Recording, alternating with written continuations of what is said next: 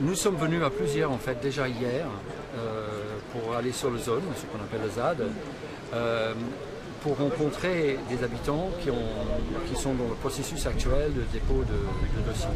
En fait, c'est une initiative qui est venue d'en dehors de la ZAD, et même en dehors de la région, on pourrait dire, de personnes très inquiètes en France, tous des gens qui sont liés d'une manière ou l'autre au monde rural.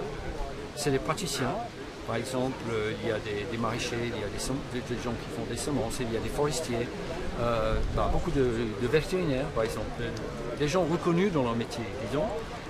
Mais il y a aussi beaucoup de chercheurs, des universitaires, en partie très connus, en partie moins connus, mais très reconnus dans leur domaine.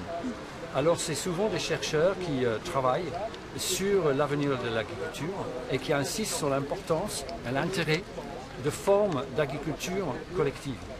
En fait, il y en a qui disent que le gouvernement est actuellement en train d'aller complètement à l'encontre de l'évolution qu'on peut voir dans l'agriculture, même en France, on le voit peu.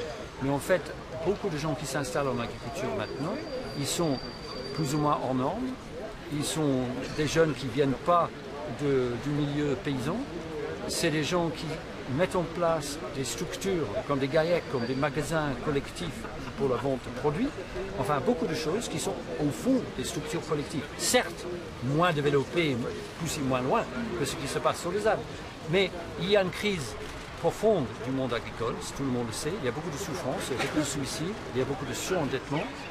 Ce n'est pas ce modèle-là que nous souhaitons voir développer, notamment dans un endroit comme la ZAD. Donc nous trouvons l'intransigeance de l'État par rapport à un projet collectif incompréhensible.